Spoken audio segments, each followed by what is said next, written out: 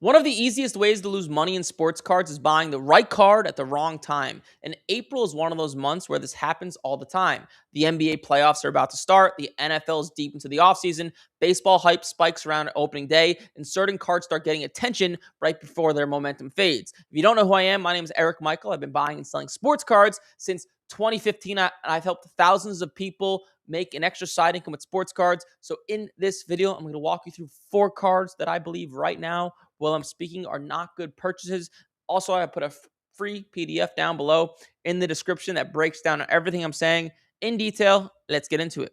Card number 1, Connor Griffin. So specifically a 2024 Connor Griffin Bowman Chrome Auto PSA 10. This card has spiked like crazy recently. A few months ago, this card was $800. Today, it's a little bit over $2,000. It's insane. Usually something that goes up that much must come down. And just speaking from my experience on baseball, almost all baseball rookies don't perform up to expectation. For Connor Griffin to actually hold that value of his Bowman Chrome PSA 10 auto being $2,000, he's going to have to hit like 280, 290 with at least 25 to 30 homers. And the odds of that happening are very, very low based on a lot of history. How many great rookie baseball players have there been? Even Mike Trout, his rookie year, when he first came up in the middle of the season, he was bad. And then, not bad, but he hit like 230 or 240.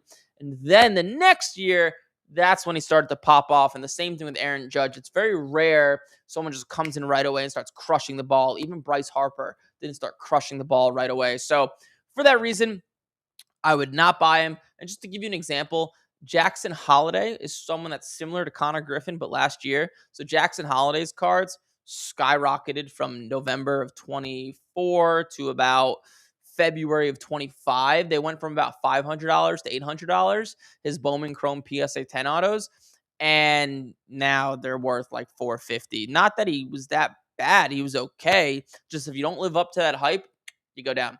That's number 1. Number 2, Jack Caglione. Caglione, not exactly sure how to pronounce his last name, but his Bowman Chrome Auto jumped from $400 to $600 in the past few months. Now, this is an interesting one because the little he played for the Royals last year, out of 210 at-bats, he had 33 hits and his average was a 157.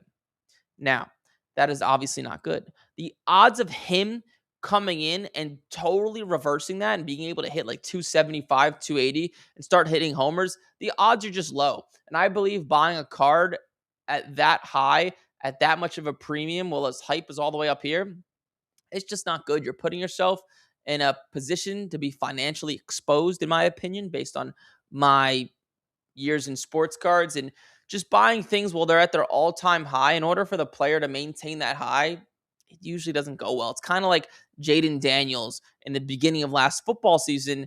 His cards were so high, so high. In order for him to perform and keep his card value even the same, it would have taken, a great season. And odds are that just doesn't happen. That's number 2. Number 3, this is something a lot of people are going to disagree with, but I fully agree with myself, is Shohei Ohtani. So specifically his 2018 Bowman Chrome non-auto PSA 10. This is no joke.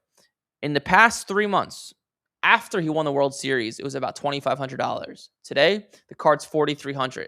His stuff is just going up and up and up and up for really no apparent reason. People are just getting excited. And when things go up that much for no apparent reason, they usually come down.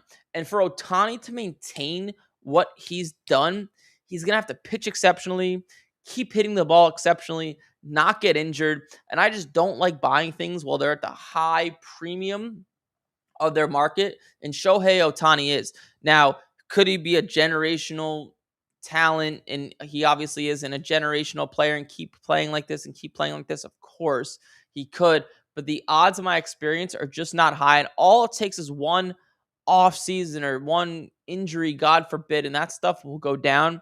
And when things go up that much for no reason, kind of scares me a lot. And his cards went up when he won the World Series, but that was warranted. He played well in the playoffs. He's got another World Series ring under his belt, but it almost doubling in value just because people are excited about maybe the World Baseball Classic. I don't like buying into that. That's number 3. Number 4, this is a mix of a few guys. So the new quarterbacks, specifically Jackson Dart, Shedeur Sanders, Cam Ward, Tyler Shuck, all their cards just came out. Specifically, let's look at their downtown PSA 10s, and I want to show you guys something. So if we look here, if we go to Handy Dandy Market Movers, and we look at a downtown Dart PSA 10, the reason I believe buying their graded cards right now are a bad idea is because, look, in the past 60 days, his cards are actually going down in value as PSA 10s because there's not a lot of PSA 10s that come into the market. And as more come into the market, it tends to go down in value. So even if you're a Jackson Dart believer and collector, one, his cards are super high, but two, odds are most of his graded stuff will come down in value as more stuff enters into the market, simply because there's just not a lot of it right now because his cards are still getting graded. So I believe buying his graded stuff, like his downtown PSA 10 that you see is $18.50 the last sale. I think by the time the season starts, this card will go down to $1,400 to $1,500.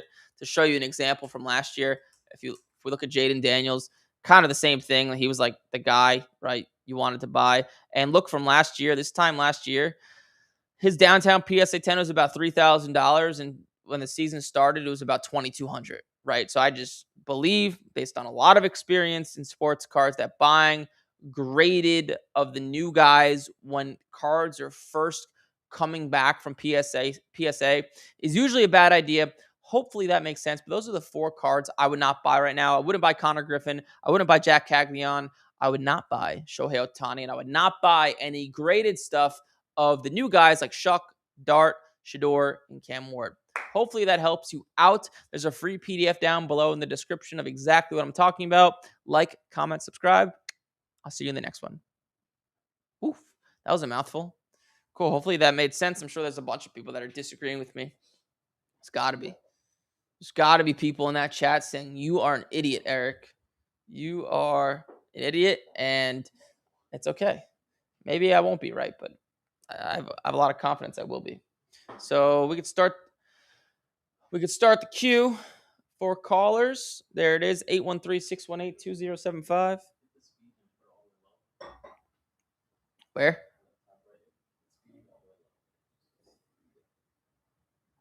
Got it. All right. There's a magical hand coming into the frame. Oh wow.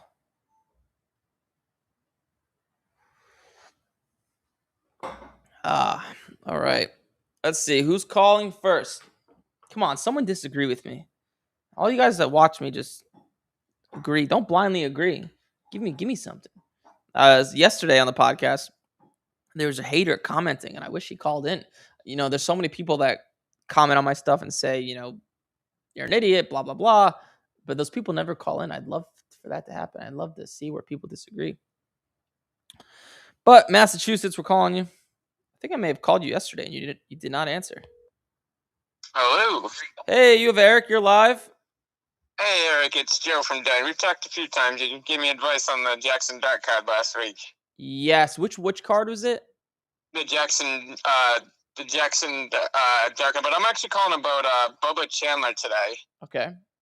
I cracked a signed autographed Series 1 2026 75th out of 299, and I don't know if I should send this card to go out because it's slightly leaning to the right, centering, but not bad, but just slightly.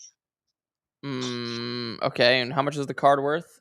That's the problem. I don't know. I can't seem to find the only one I've found so far is a raw that was out of 75, and that sold for like 130 something. I think 134. And what's yours out of? 299. So that means yours would be like half of that, $60-$70. I wouldn't send it in. A card like that is not gonna, I believe, won't get a lot of margin. I would just sell it how it is. Sell it as it is. Yeah, especially the fact that you think it might not grade. I would not grade that card. All right. Yeah, no, that was what I was concerned on. I wish it was a little more centered, but it's leaning to the right. Yeah, I wish I had better news for you, but I would just sell it. Take the money, put it into some of the stuff I talk about on this podcast. Awesome. All right. I appreciate your advice. All right. Yeah, let me know how it goes. I will. All right. Bye-bye. I think that was a roundabout way of trying to ask me what something's worth. I think people are kind of getting embarrassed to ask me that. I'm like, hey, what's this worth? Hello? Hey, you have Eric, you're live.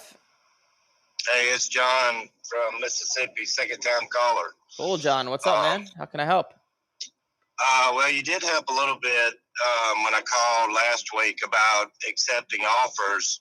So that got me some more cards. I appreciate that, but I'll make it real quick. Yeah. So I'm getting ready to send these cards to PSA. So my question was, is there anything that I need to know before sending these cards, as far as prep wise or anything like that? Because I've never done that. So you've never sent cards to PSA? No. So I'll give you the general, and then also there's a video on my channel. If you just go on my channel and type in how to submit cards to PSA, there's a video. Okay. But okay. I mean, they make it really easy, to follow the instructions. But just log into your account, click submit order or whatever it is on the top right. It'll take you step by step. The only thing I would say is make sure that you include the paperwork inside of the package and the barcode on the outside. You're supposed to tape a barcode on the outside of the package. You'll see what I mean. But yeah, I wouldn't be able to. What I'm going to tell you here won't be as good as the video I made, and then also what PSA is just going to tell you on their website. They take you very step by step and hold your hand. Okay. Yeah. Well, I'll look for that video, man. I won't take up any more time, but I really appreciate it. Well, cool, John. Anything else? Just let me know in the future. Okay, man. Thank you. All right. Bye-bye. All right. That was Mississippi. This is Louisiana, I think. Eric, what's going on, brother? What up? Give me the name again. Sorry. Brian. Brian. What's up, Brian? Yes. Told me I had a good radio voice last time. Yes. So I'll try to live up to that hype again. There it is. I should have you on this podcast, not me. Oh, there you go. No, I don't look that good in a suit, though. So nah, you got me beat on looks. I'm sure you do. Look at my tan line on the top of my head. I bet you wouldn't have that. Nah, hey, I'm 37 now, so I'm starting to get the receding going on. So hey, well, that happened to me when I was 23. I don't know if you know this, but I had 2 hair transplant surgeries. I did. You're looking good, man. Yeah, it's a magical thing, hair transplant surgery. I recommend it to any guy, especially if you're single. Yeah, absolutely. But how may I be at your service today? I guess this might end up being like a rant more than even a question, but I'd like your feedback. Okay. I'm wondering, do you think there's anything that can happen with this baseball market that can kind of cause a correction? And so what I'm saying is, I look at, obviously I'm a Boston guy, so I'm a Red Sox fan. Yep. I look at the market for like Roman Anthony with these new 2025, he's got the rookie cards and tops, and I see like his on-card autograph. Yeah. And some of them are going $7, $8, $9, up to like $1,000 for the base autograph. And then I look at years past and I see like Bobby Witt, who I don't think Roman Anthony will ever be as good as Bobby Witt. Probably not. I think, even more premium position that Witt plays. You can get the number to 50 version of the Bobby Witt, the gold tops rookie autograph for like $500, $600. Do you think it's just going to take enough people losing money on these cards? I mean, I'm sure that Roman Anthony card, even if he's playing really well in July and August, it's going to start going down. So what card are you talking about specifically of Roman Anthony? Tops what? So I've seen like the 2025 tops base autograph of his. Okay, so it's new. Yeah. And yeah. I know there's always that. You're probably going to say, that it's the new name. There's always hype around the new guys. But it seems to happen every year. Is it just that, should we just be focusing our attention on the guys like, hey, maybe Bobby Witt's a great buy right now if we can get him for half of the new guy? Or do you think enough people are going to lose money where the whole market is just going to fall out at some point? No, well, number one, now you're discovering sports cards is very predictable to make money. That's why I have a course, and that's why I teach it, and that's why I get a lot of success. Because once you understand the predictability of it, it becomes pretty easy. And that's why with like football, for example, right, the new stuff like Shuck and Dart, that's why I don't buy it, right? That's why you probably have never seen me buy any of those cards, and you see me buy the guys that no one's on right now and they're down because they're not new, they're not exciting, they had bad years like Daniels and Penix and etc. So baseball is the same thing. Roman Anthony is the card's new, and he's really hyped before the season. It's like double hype. I would bet you my life, not my life maybe, but I would bet you a lot of money that card is worth way less in a year from now. So, but people will never, dude, humans don't change, man. That's like people get excited about things. Like people don't change. There's always new people coming into the hobby, and everything I say on this podcast, you know, how many people listen to this when it's said and done to each podcast? Maybe 1,000+ people. And there's, you know, millions that buy and sell sports cards. So just no one's ever going to understand that. Most people treat it as a hobby. They expect to lose money. So people will never stop losing money. It's kind of like, I wish I had a good analogy, but people will never, you know, there's people in stocks that are good and they make money. And the reason there's good people is because there's a lot of bad people. And it's not like, that's like saying, will people ever stop losing money on stocks? No, because people will always want to take a gamble.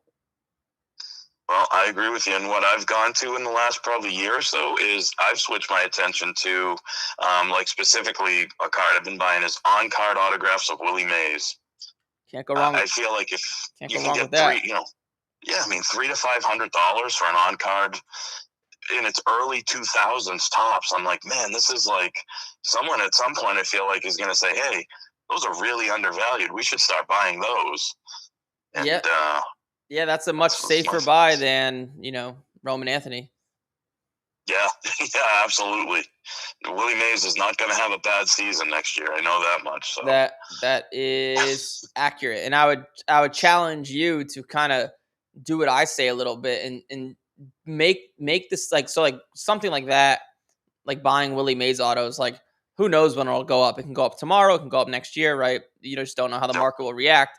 But buying like Jaden Daniels like a month ago, and you can still buy him. That is one, it's safe because really your only risk is if he gets injured, which could happen in the offseason. Probably not, but it could happen.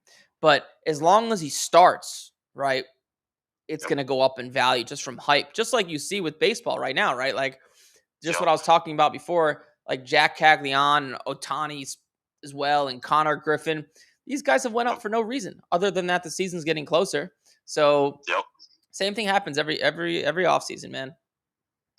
It's fascinating. You just got to learn the cycle, like you say. You know, you want to buy when people aren't talking about it, and you want to sell when everyone's talking about it. And that's how you survive in this game. Buy low, sell high. It's very simple at the end of the day. It's just, you know, it's simple said, harder to do. And then, you know, obviously knowing which cards to buy and buying it at the right price, that's where it gets granular, because you can't just go and buy any Jaden Daniels card, because if you buy some unlicensed crap, no one's going to want it.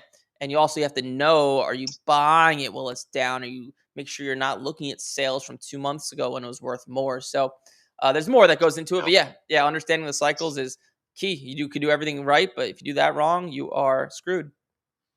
Right on. Yeah, I appreciate your time, brother. I'll let somebody else jump in and keep the conversation going. You're the best. Thanks, man. Appreciate it. All right. Take care. This podcast, maybe I wanted to do this podcast because we used to do it Monday and Wednesday, but now we do it Monday, Tuesday, Wednesday because it boosts my ego. Because everyone thanks me all the time. What did I just call? Hold on. This is Missouri. You people keep calling. I gotta Missouri. There we go.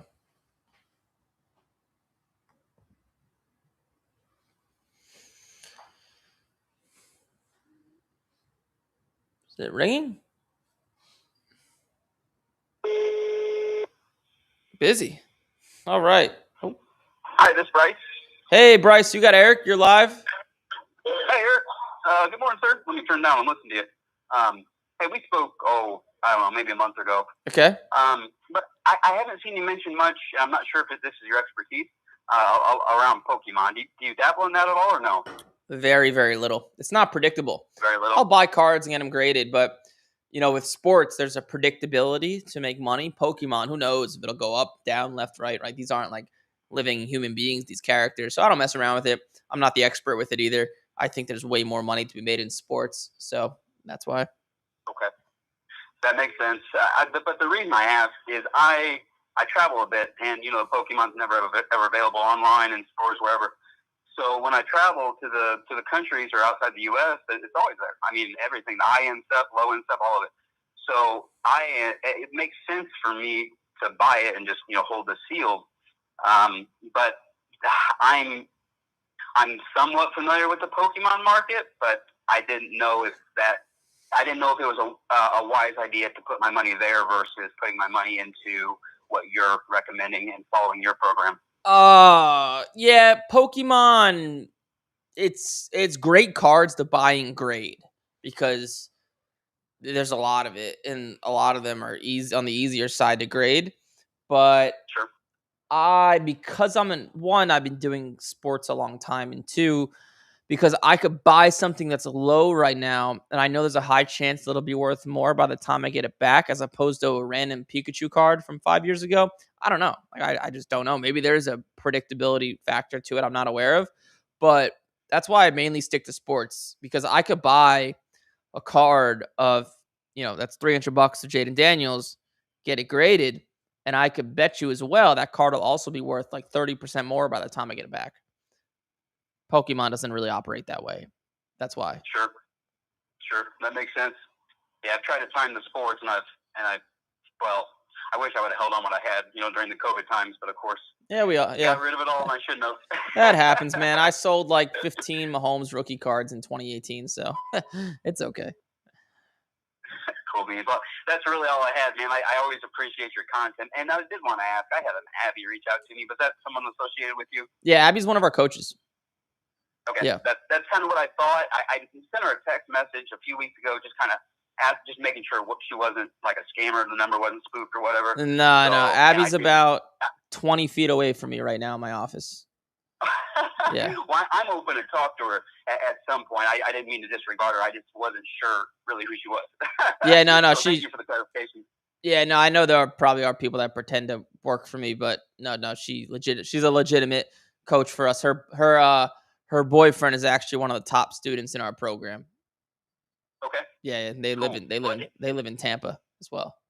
She's welcome to give me a call if she has any time. I'm somewhat familiar with your program. It's just my timing with me traveling and trying to vault some of these items, which you gave me a recommendation before. I'm still trying to figure it all out, how to do it. Yeah. Talk to her, pick her brain. She's really smart. If you think it makes sense, go for it. If not, I will. Don't go for it. Cool. I appreciate you, bud. All right. Thanks, man. Appreciate it.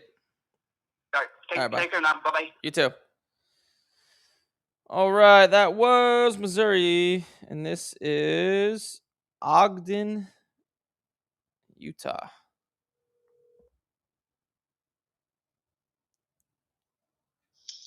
Oh. Hey, you have Eric. You're live. Oh, sweet. Hey, man. So 2 questions real quick. So I'm relatively new to the hobby. Okay. And everybody kind of jumps in a little too deep sometimes. That happens. So I'm curious what you would do with 2 Tom Brady Bowmans that were supposed to be in better condition than when I got them. Yeah, so I wouldn't buy those cards to grade, especially if you are new to the hobby. What'd you pay? A lot. How much is a lot? Like $1,400 a piece. Oh yeah, you got those cards. Oh yeah, I got hosed. Where'd you buy them? Right. eBay. Which originally I wasn't going to, but talking to the guy, he's got a huge baseball collection. So the pictures he was sending me were really, really good pictures. But I got them. Surfaces are perfect. Back perfect. Centering's perfect. It's the corners. Oh yeah, so like tiny little white dots on all of them. Yeah, words from the wise. There's a reason that card hasn't been graded in 26 years. So yeah, so I was like, well, whatever. Yeah, I would take some clean pictures, make it look pretty, maybe even scan it and sell it on eBay. Sell back, expect to lose $400 to $500 per card, probably, maybe $200 to $300. Yeah, that's what I'm expecting to do. I seem like getting them authenticated. I wouldn't do that. It wouldn't increase the value much. Okay. Yeah, it's just gonna be a waste of time and money. All right. Second question, real quick. I just came into a massive collection of like junk wax era cards of like NBA hoops that my grandpa gave me. So I've got a Ken Griffey Jr. It's in pretty good shape. The rookie card. A couple of those. Two of the elbow errors. And then a bunch. I think I've got like 14 Jordans of from the 1990 or 1989 era. Okay. Where he's like pointing up. I've got like a bunch of those. I have 14 of the Bo Nicks or the Bo Jacksons, the shirtless ones where it's black and white. Yep. So I've gone through them all, looked through them. Would you recommend ever buying those 1990 score boxes to just try and go for the like Griffey Juniors or No. Buying waxes and boxes, no matter what year, it's always a losing mathematical game. So I would most certainly not. So, okay, and then if I've gone through all those, like, Jordans and stuff, and they're in really good condition, centering's good, I've taken, like, one of those jeweler things to it to check it. Do you think they're worth sending in because they're, like, $300 cards? Yeah, if they're good. The odds of them getting a 10, probably not high.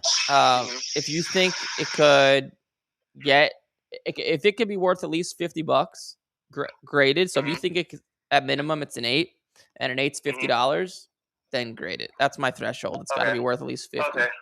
Because the Jordans are about $30 a piece, and I think they're all going to be about 8 or 9s minimum, for sure 9s. And then the Bo Jacksons, I took out about 8 of those 14s, and I think they're really, really crisp. And they're about $500 a piece at a 10. So I was just curious because even if like 2 or 3 out of all those cards get a 10, I make my money. Yeah. So if that's the case, then it sounds like you should send it in. Just don't send in cards that are beat up or they're worth $20 graded, because obviously it costs more to get the card graded. Yeah. Okay. I was just curious if even worth sending in because I went through like 10,000 cards and only found about 80 of them that I really liked. Yeah. So it sounds like you should send most of that stuff in. Okay. Sounds good. What about Harry Ford? Do you like Harry Ford right now? I think you need to listen to the content a bit more. Don't buy baseball right now. Baseball's hot. It's high. You want to buy what's not hot and then sell it when it's hot. All baseball's hot right now. I would not. I'd be looking to buy the football quarterbacks that are down right now. So like if you go back just really to any of the podcasts, you'll see me talk about this all the time. But the guys who are down right now, like I've been buying like Penix and McCarthy and a little bit of Purdy, Willis. I've been buying Willis, yes.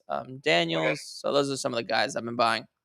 Okay. I bought a bunch of C.J. Stroud and Willis. So yeah. Oh, Stroud. Yeah, Stroud's another one. So yeah, buy when not hot, sell when hot. Okay, sweet. Thanks, man. Cool. Thanks, bro. Actually, he just reminded me. I have a card of Harry Ford. I paid $1,000 for it, and I'm curious what it's worth now. I'm curious if his value's up is the better question.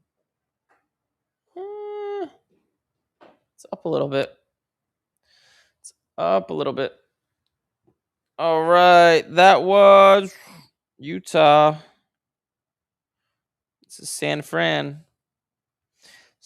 Francisco with flowers in your hair. You guys know that song? Is that from the 60s? Scott McKenzie? Is that who sings it? Hello. Hey, you have Eric. You're live. Hey, Eric. It's Yoki again from San Francisco. Second time calling. Thanks for taking my call. Yeah. No worries, man. How may I be at your service? Oh, yeah. First of all, I just wanted to let you know, like, I listened to your advice and I loaded up on some Brock Purdy's. And I'm the guy who bought all those Blake Corum cards if you remember. Oh, I remember now. Yeah. So, yeah. And I am thankful that you said Michael Penix during a couple of minutes ago because I was able to get some PSA 10 cards that I think they're on the cheap. So which ones did you get? They were just inserts. It's a PSA 10 Emergent Green and a PSA 10 Fireworks Green. I was able to get it for like $25. I don't know if it's gonna bump it to a price, but I figured if it doesn't sell, it's $25. I get to keep it. They look pretty. Okay. Cool. Yeah. So the other reason for the call would be just like I just kind of wanted to pick your brain on like as far as like sending things for grading. Do you have some kind of a rule as far as like what would be the minimum value of a raw card that you should send for grading? Like I'll give you an example. I read 2022 Select. For some reason, I was able to find one, and I got like a sweet level Patrick Mahomes silver out of it. I think it's selling for, if I look at last eBay comps, it's like going around for like, sometimes it's $10, sometimes it's $15. I don't think this is worth grading, but it's also pretty to look at. And I think that if it goes to a 10, I might be able to flip it for, I don't know, maybe another $20 more. But is it like worth sending if it's that cheap, or should I just like sell it raw? My rule is, if I could at least double my money as a PSA 10. So if the card's worth, you already have the card because you pulled it, but if grading is going to cost $25, shipping, this, that, do the math, and you want to at least double your money for 10. So it probably needs to be worth at least $60 for it to be worth it in my eyes. Got it. So I will write this down. Yeah. And again, thank you so much for taking the call. I'm hoping that these Brock Purdy cards are at some point gonna. Yeah, you and I both. I have Purdy as well, so we're both on the same team. Yeah, I was able to get a 2022 Chronicles Prism Black off of Facebook Marketplace out of all places, and I'm hoping that this turns out good. Yeah, that's the type of place though where you get a really good deal. So. I love that. But yeah, I appreciate your advice. Thank you so much. I don't want to waste any more of your time because I know you have a lot of fun. Yeah, no worries, man. Thanks for calling in. Keep me updated. Call back in the future. I definitely will. I'll give you a progress report. Thank you. Cool. Thank you, sir. Bye-bye. Mr. Yoki sounded like he was in a tunnel. That was San Francisco. I think people are like way more direct with their questions now because... Oh, this isn't Merv. No, it's not. It's Randy from Ohio, but I love when he does that shit. Yeah, he's hilarious. He's one of my favorite people I call in. But hey, man, I wanted to. So I sent in a card to the phone number. But crazy story, real quick. My mom bought a binder from an estate sale. Okay. Got a 1998 Upper Deck Quantum Leaf Ken Griffey Jr. What are those? I sent it in for grading. Waiting. It's in quality assurance hell right now, so I'm sitting there waiting for it. Yep. But just kind of wanted to pick your brains. It's really clean, in my opinion. I'm sure everybody says that when they send a card in, right? But yeah. Just thinking about like if it does gem, resetting the market, because I just feel like as the hobby has grown in popularity, Ken Griffey cards have grown in popularity and value, and it's a print run out of 50. And I have sent in the lowest one, so mine's number 9 out of 50. Well, hold on. You texted it to this phone? Yeah. Let me look at it. 9 a.m. Oh wow, you were prepared. To this phone? Yes. Double check. I thought it did. Yeah, I don't see any text messages. 813-618-2075. I don't see any text messages from today.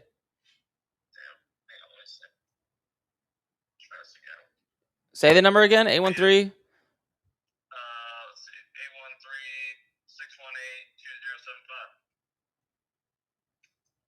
813-618-2075. Here, I just texted you from the number. Text it to that thread. Oh, wait. I see it now. Ah, I see it. Okay. All right, let me add it. Oh, wow. So what's this called? This is called Quantum Leaf? Quantum Leap. L-E-A. Oh, Leap. Oh, Leap. Okay. Yeah, I thought it was Leaf the longest time, too. Okay, Leap. Oh. All right, let me pull this up on the screen. Quantum Leap. Yeah, I mean, there was 110 that sold for like $7,900, one sold for like $5,800. I'm just like, dude, if you have a 10 of this card, like selling it for $2,000 less than top sales, kind of like a Okay, so move. Got the card here. PSA 10 sold for $5,900, $7,800. PSA. Wow, you found this in a binder? That's crazy. Yeah, bro. My girlfriend picked it out and she said, "Look at it." I'm like, "It's die cut. Nobody wants that shit in today's generation." And then turns out it was worth. Wow, you owe your girlfriend a nice date. Yeah, my mom too. Yeah, my mom bought it for $5, so we got quite a return on it. Yeah, for sure. So yeah, if it gets a PSA, so what I would do is, I don't know. There's 2 sales, and yeah, 178, 159. Let me see what Griffey's market has been doing in the past few months, if it's up or down. So I'm not sure. I don't follow it. So in the past, like, it's been in the past, like, I don't know, past 6 months, it's been steady. It's not really up or down. It's kind of the same. I would definitely, that last sale kind of screws you a little bit. That's not fun. But I would bring it to a card show. Would I? Honestly, I would try to get 8,000 for it, and then that's something I would actually send it to Golden Auctions. And really? I would. Because I think that 6,000 sale is cheap. And I think on Golden it would do better. But you can negotiate with them so they don't take the full 20% buyer's premium. Tell them that, you're also thinking about Fanatics or something, and they offered you 10% or whatever. Yeah. But yeah, I would actually try to get 8K for that. If you could get the minimum, if it was mine, I would take 7K net in my pocket at minimum. Then if not, I would take my chances with Golden. Okay, yeah, that's kind of where I was feeling. Like, it's a great card, and for me, it's more capital to reinvest in the business. And then I'll plug you real quick. From your free content, I finally grew some testicular fortitude and got an LLC and made it a real business. And I'm just buying cards as you tell us to buy. And they're just Malik Willis, for example, like would pay my rent for the month. So that's just not well. When did your testicular fortitude start? So did that start today? You started buying cards, or you started buying like a few months ago? You started really? Yeah. I started getting in the hobby because my dad was into it. He never pushed me into it, but we're diehard Orioles fans, and that's kind of what got me into it. And then I just seen your free content, and I think football and baseball are the sports you really want to invest in. I think basketball's kind of just in my opinion. But Cooper Flag cards would say otherwise. Actually, it was for sure. Yeah, he's the outlier of it all. But and then one more thing I was just curious about. Can you kind of walk through your eBay search again? Like, I seen it on the video yesterday, but I could not do it the way you did it to pull up those deals for all those quarterbacks. Yeah, dude, it gets weird, but it doesn't work properly sometimes. But if you go if you put, so I'm sharing my screen. So if you put parentheses and you go Jaden Daniels, and then you do a comma, don't put a space after the comma, just a comma. Okay. And you go CJ Stroud, another comma, no space after it, and you go Bo Nix, and then you close the parentheses. This is 3 independent searches in one. So Jaden Daniels, Stroud, and Bo Nix. It's like you did all 3 of those searches, but one. It's called a query search. Does that make sense? Okay.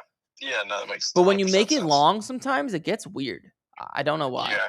Because I just took a screenshot of your video yesterday and tried to copy and paste it. And it worked one time, then it didn't the other. And I'm like, am I doing something wrong? Yeah, when you make it really big, it gets weird. But it's been working for me lately. You could see my search. It's this one. I just have a bunch of quarterbacks popped in here.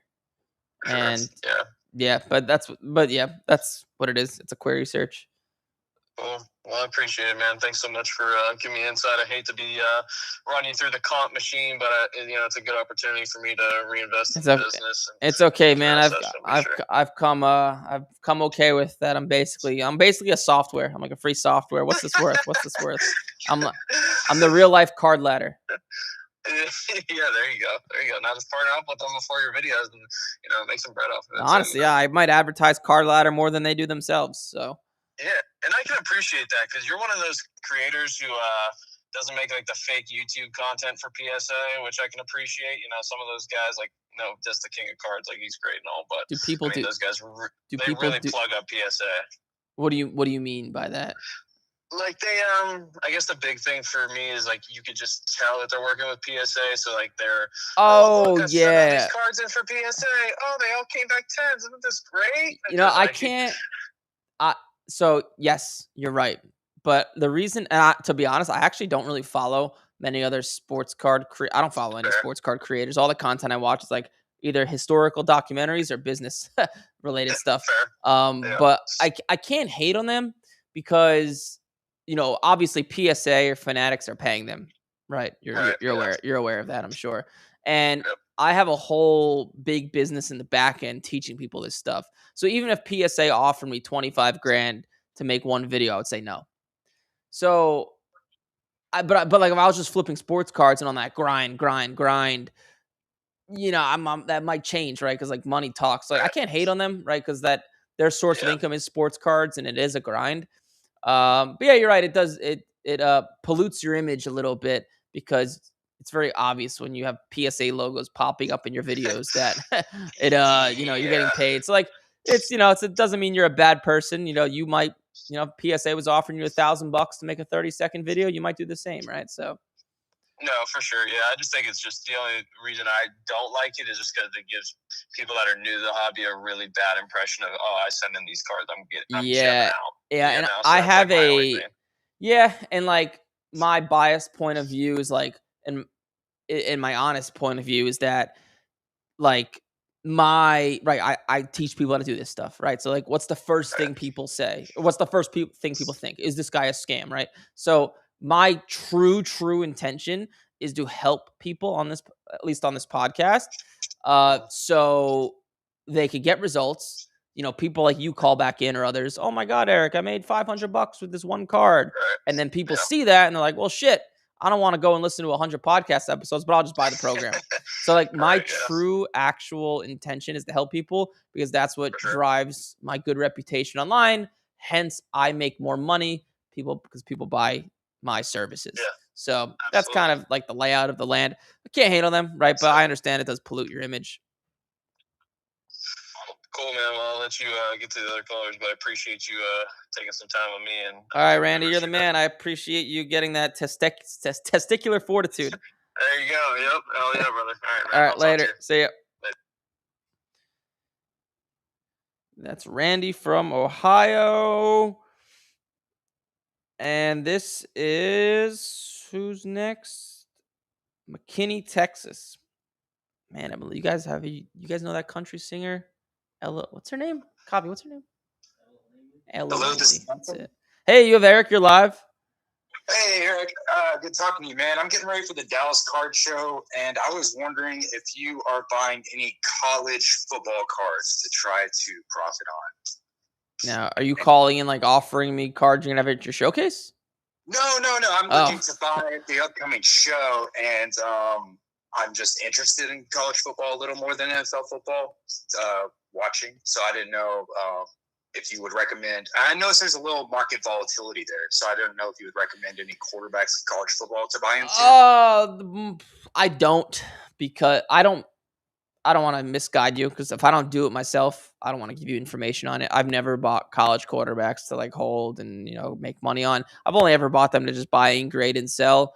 The market's not as big as pros, so there's not as much money to be had, so that's why I don't do it. I don't want to give you bad information. You know, everything I say comes from stuff I've done, so you could do it. It works. There's just not as much money as the pros, and I would, and also I've always had more of a tough time selling that stuff. Like if you go to the Dallas Card Show, and especially if you set up and you put 50 college cards next to 50 NFL cards, you're gonna get way more interest in the NFL cards. That's why I don't tell people to do it, because I want people to make the easiest money possible. So that's kind of my viewpoint. So I don't really have good information to give you.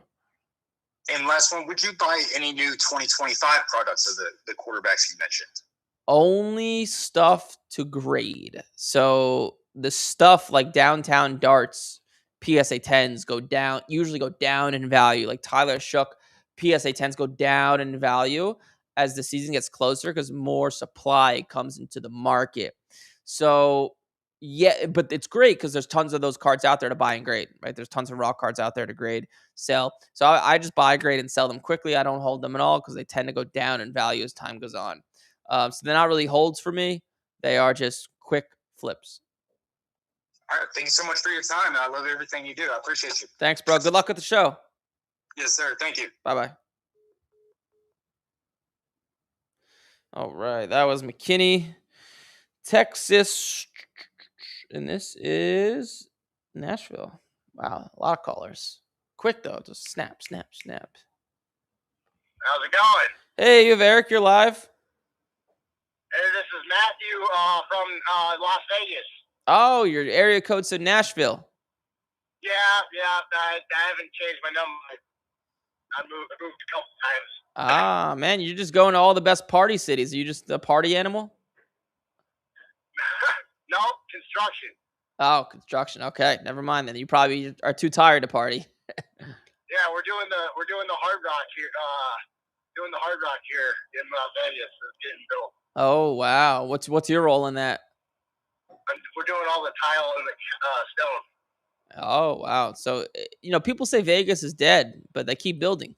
So I guess the casinos are still very profitable.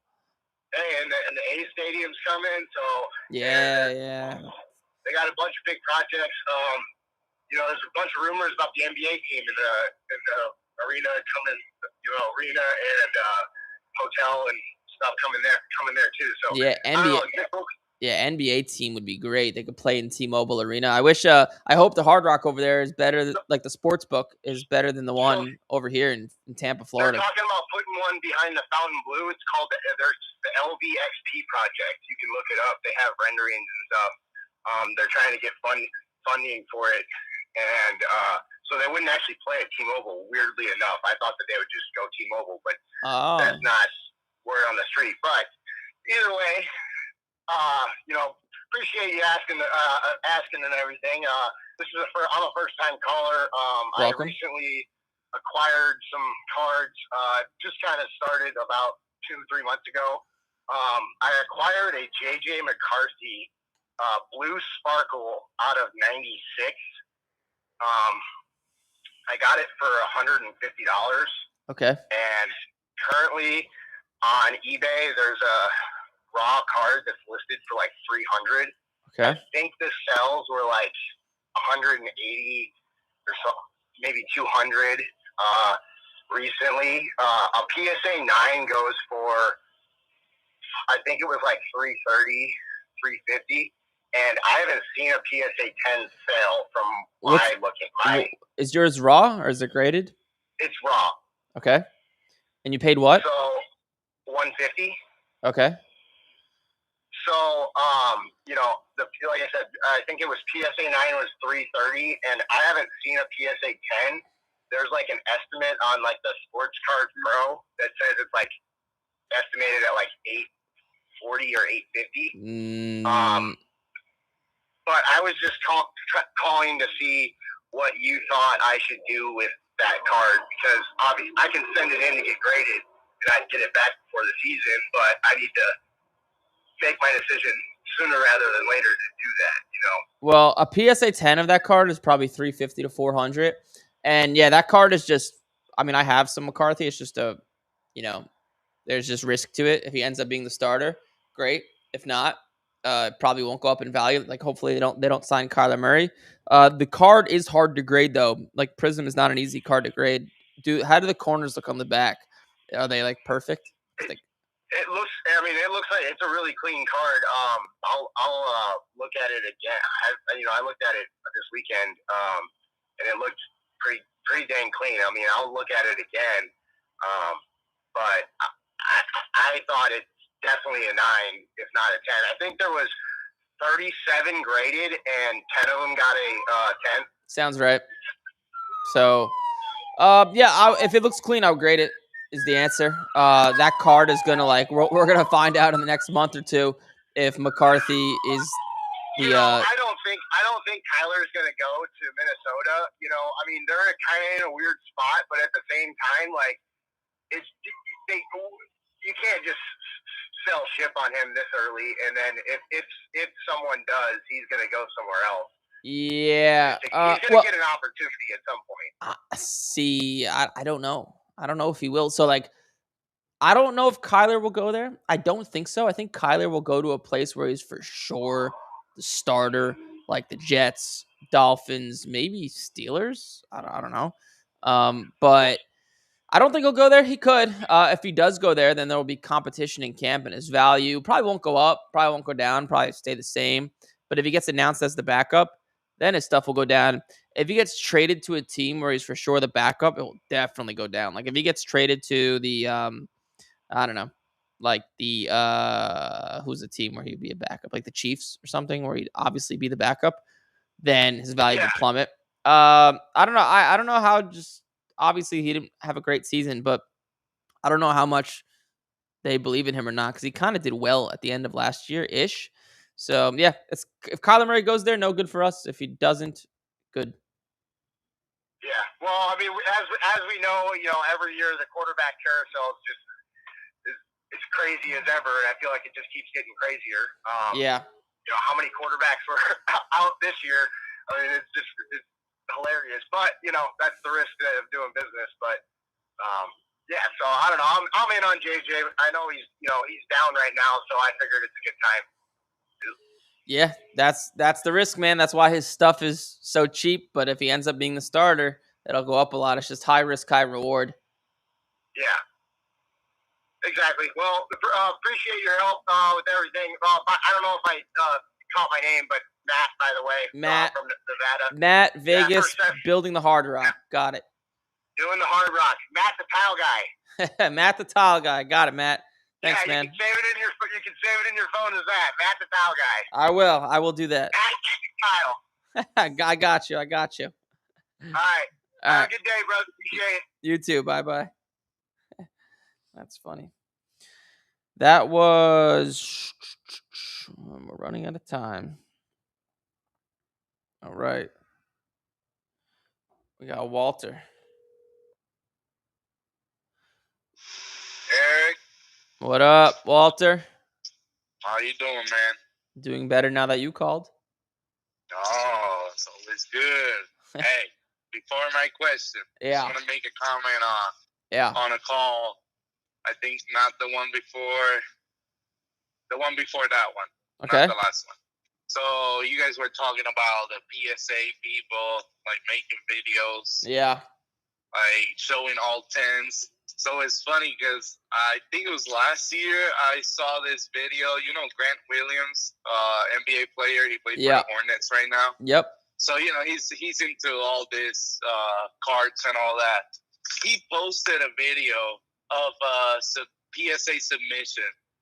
And, dude, it was all like 9s, 7s, 8s, a few 10s. And then the video wasn't even up for an hour.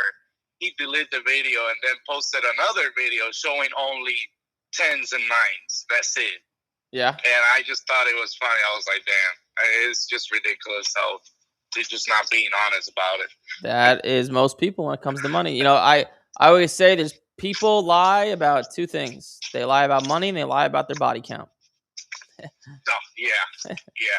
Hey, just a question. So about the PSA offers, do you know if what they offer you is exactly what you get, or is there's a fee?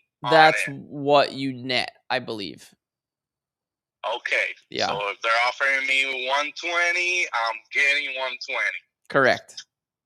All right. Because I sent in a Topps Chrome refractor from Concanoople. Okay. This thing was, I sent 2 cards. One of them, it was Oscar Thompson, and I thought it has a bad dimple right in the middle of the card, and I'm like, dude, it's not gonna be a 10. It's probably gonna be a 9. Hopefully a 9. I still send it just because. And then I sent in the Topps Chrome Canoople just because I was like, dude, this is definitely a 10. It will be a 10. Like, this is the best card I have, best conditions that I had. Yeah. And when they came back, the one with the dimple got a 10, and the perfect one for me got a 9. Sounds about right. Yeah, I was so disappointed. I'm like, dude, I was expecting a 9 or an 8 on this one, and it got a 10. And then this one that I'm expecting 10, it got a 9. Wow. But anyways, I know that card, the Canupo sells around 120 to 150. And they were offering me 120 for it, just PSA. So I was just wondering if they had a fee or anything, because I think it's just better to just keep it there. I'll take the 120, even if I sell it on eBay for 150. That's gonna be 130 for me, 125. Yep. After fees. Yep, that makes sense. So yeah, it is a good idea just to keep it there, right? Yep. All right, man. So if they charge me a fee, I'm gonna call you. You're gonna have to fill up that gap. Yeah, I'll yell at them for you. All right, man. I'll keep listening. All right, Walter. Have a good one. All right. See ya. Bye-bye. And the last caller.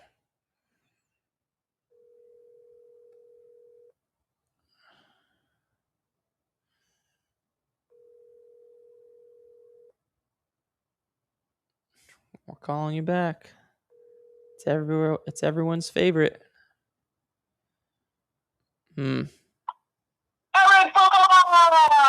What up, Merv? Come on, what's up, buddy? You have fans. You have fans in the comments and in calling me. Listen, I wasn't gonna call today. I wasn't gonna call, but I heard big shout out to Ryan because I was like, am I calling right now? But I was like, I can't be calling right now because I'm not on the phone. But I wanted to give a big shout out to Ryan, and I had to call because. Wait, no, that was Randy. Randy. Oh, I'm sorry. Randy. I'm sorry. I didn't want to do that. I'm sorry, Randy. Shout out to Randy. That was awesome. Invitation, man. Yeah, you're gonna, bro. If I make you famous and you're starring in movies, just cut me a little piece. Of course, you don't think I'd already give you? I'd give you a little cutback. Come on. Yeah, and if you meet Scarlett Johansson, get me in on that. Oh, somebody's into the Black Widow, baby. Oh yeah. Listen, I didn't want to call today, but again, I'm sorry to Randy. Sorry to butcher your name, but shout out to him. But I had to call. But I didn't want to call and talk about cards. I want to call and talk about your hair, baby. It's looking good. Is it different? Is it different than the other days? No, I didn't know that you before that you had the transplant. So you didn't know I had a hair transplant? No, did you go to Turkey? No, there's a place in my hometown, well, in Totowa, New Jersey, which is next to my hometown, that does it. And if you go on my Instagram, even my YouTube, and scroll back. So if you scroll back to around mid of 2022, you'll see me. I was bald. I was wearing a bandana. And then if you go back to, what was it, 2024 May, June, July, you'll see same thing. I was wearing no bandana. I was just raw dogging it. My head looked funny as hell. So you'll see it. You're very transparent, Eric. Appreciate it. Yeah, but it's a great surgery. It's a magical surgery. Did you ever consider going to Turkey, or that wasn't even on the docket? I've heard good things about Turkey. Turkey. So yeah, I paid about $8,000 a pop for the surgeries. Turkey will get you about half of that, but not trying to sound like cocky and money doesn't matter to me, but the $4,000 savings is not worth the 12-hour flight. Okay, that's understood. Yeah, I know some people go there because they're like, oh, I get to go to this. I get to go on a vacation. They put me up in a nice hotel, but I hear what your rationale. Yeah, I don't want any vacations. I travel enough. I'm good. Yeah. I also wanted to say I didn't think I'd see the day, but I saw it today. I saw Kavi's hand in the frame. Big shout out to Kavi. Yeah, his hand was in the frame. He's a real guy. He's a real guy. He is real. Yeah. Shout out to the unsung heroes of the podcast, bro. Kavi and Abby and all the other people that work there. Yeah. I tell them there's tons of people that work here. I'm just the monkey that dances in front of the camera. I hear you. And you were also looking for someone to call and tell you you're wrong. So I'm gonna be that guy. I feel like Shohei Ohtani is like the greatest baseball player ever. Yeah, he is. I think he's the greatest athlete ever. Like, greatest player ever. But his value, like, if just any little thing goes wrong, his value is going to shoot down because it's up almost double for no reason since November. There's no reason. It's just doubled. So, just I see. Okay, I hear your point. I was saying, like, this guy is not only is he like a great athlete, can do pitching, hitting, he's amazing, but he also brings in, like, he reinvigorates the whole Ichiro market too, right? It's like this guy is bringing in a whole new fan base. That's why his cards sell for so much, because Japan, a lot of money there. They obviously love him, and just all over Asia too. So they have a lot of money. They've been famously known to dump a lot of money into basketball because Asia loves the NBA, and they're doing the same thing with Ohtani. If Ohtani was American, his cards would not sell the same. Yeah, he's an anomaly, right? In America. Yeah, I hear what you're saying. Yeah. Okay, I got your point. All right, I don't disagree anymore. So I disagree. I thought, anyway. Merv, I gotta let you know that you got a hater in the comments. I love it. Bring on the hate, baby. Bring on that Spilkus. Oh, Who is this? We both have a hater, so I'll go with my hater first. He said that, I don't really know if this is hating, but he said, "Go take your meds, Eric." So that's to me. But then to you, I think he thinks your name is Murphy, but it's Merv, right? It's how do you spell it? M-E-R-V. Merv. M-E-R-V, Merv. But anyways, this guy called you Murphy, which makes it worse. So Murphy Brown. What is this, Murphy Brown? What's he going says, on here? Murphy sounds like he's all nose, and put a nose emoji. All nose? Like, unbelievable. As in, like, you talk, like, nasally, I guess he's saying. I would. Yeah, you don't really sound like. Did he say N-O-S-E or did he say K-N-O-W-S? No, N-O-S-E. I don't know. That sounds a little bit. I'm gonna have to call the ACLU on this guy. Well, welcome to the world of the internet where people hate. So. Yeah, I love it. Once you've got your first hater, you've arrived, baby. Yeah, when I launched this podcast, I thought every fifth caller was gonna be someone that like hates me, but they comment all the time on Instagram and YouTube, and I've been looking forward to having a conversation of someone just hating on everything I do, but it hasn't happened yet. But like the guy who was there's a guy commenting yesterday just shitting on everything I was saying. I was like, this would be great if he called in. Call in, buddy. Have the testicular fortitude. Yeah. Call in, bro. Yeah, the testicular fortitude. That's right.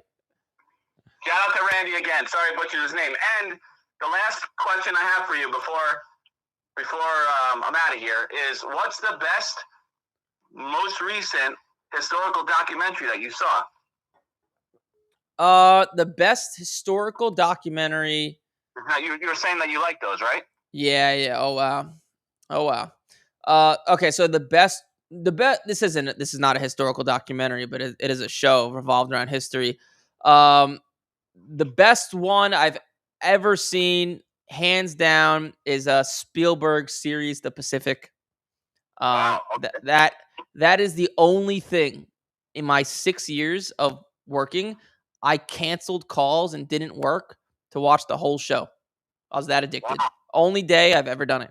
And then same thing with Band of Brothers, which is Band of Brothers is the version of The Pacific, but in Europe. Those are the best. Those are like 8 or 9 part episodes. That's the best thing I've ever watched, but it is, it's based on history. Best historical documentary I've ever seen. Actual documentary. I like World War II a lot, man, so I'm biased. But World War II in color is really, really good on Netflix. Really good. There's so many, but those are some of the top ones I've ever seen. The Spielberg one, and then he has another one. He made another one that came out maybe a year or two ago called Masters of the Air. So each of these 8 or 9 episode series are based in different parts of World War II. So the Pacific is obviously overseas and how they island hop from like Osaka, or not Osaka. I just said Osaka. From like, why am I forgetting the name? Iwo Jima? Iwo Jima, yeah.